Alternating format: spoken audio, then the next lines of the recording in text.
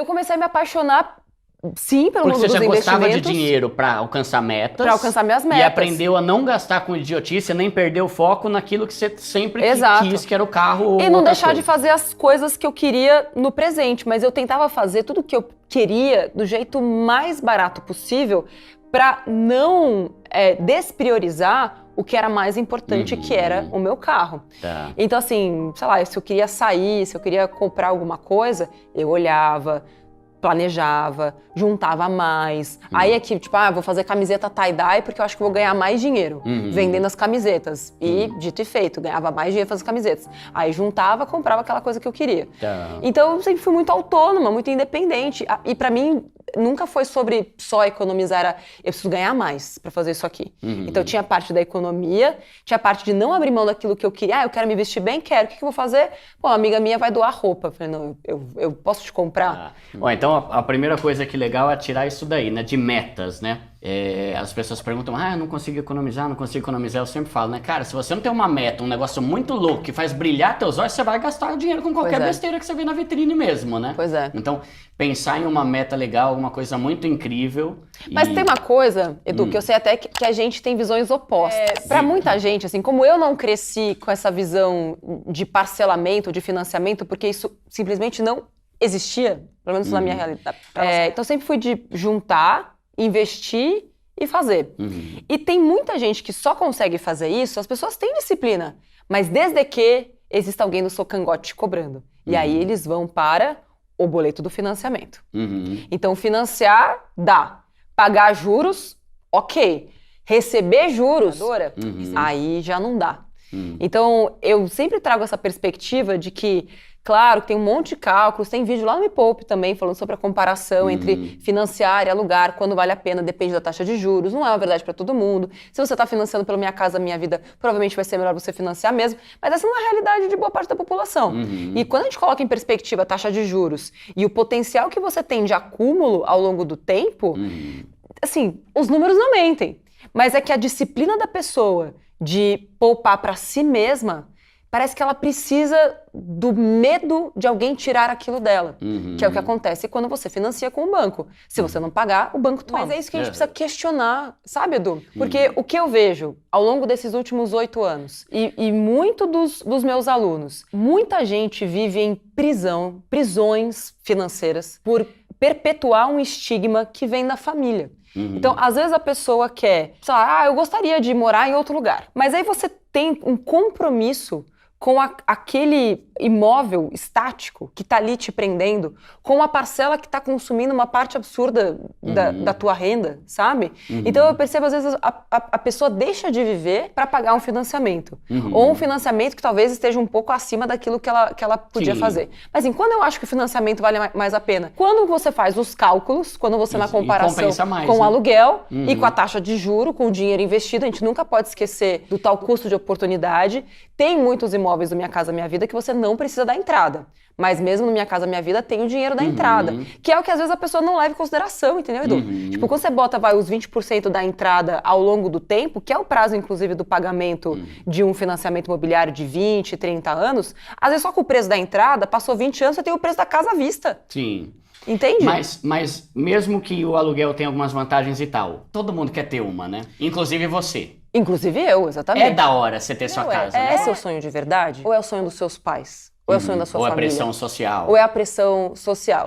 E quando a gente faz essa pergunta, as pessoas também começam a se perguntar. Porque o que eu vejo, justamente, são as pessoas vivendo em prisões, por estigmas culturais dos quais elas nunca pararam para pensar se aquilo é dela mesma ou se aquilo são outras pessoas que estão trazendo. Mas assim, se é seu sonho, você tem mais a que fazer. Mas se for fazer, faz do melhor jeito, entende? Mais gosto financeiro. Ou alguns, vai. Vou te contar uma coisa, Edu, eu li pouquíssimos livros financeiros, porque eu não queria ser influenciada por nenhum deles. Eu li 2 livros do Gustavo Cerbasi. Você aprendeu muito com a vida, né? Lá no passado, li 2 livros do Gustavo Cerbasi, e aí os livros que eu li são mais do campo das finanças comportamentais, ou psicologia econômica. Então, um livro que eu gosto muito chama-se A Mente Acima do Dinheiro. Pouco, mas eles trazem análises e estudos da psicologia econômica. Então, por que nós tomamos as decisões que nós tomamos? Estou lendo o livro do Dan Ariely, que também é um cara do ramo da psicologia econômica. Ele escreveu um livro chamado Previsivelmente Racional, onde ele explica que a gente toma atitudes sem passar pelo campo da razão. As nossas decisões financeiras, elas são emocionais e não racionais. E é por isso que o papel que eu tenho aqui é de sempre ativar o que eu chamo o sistema 2, que é aquele que pondera, que analisa, que faz conta.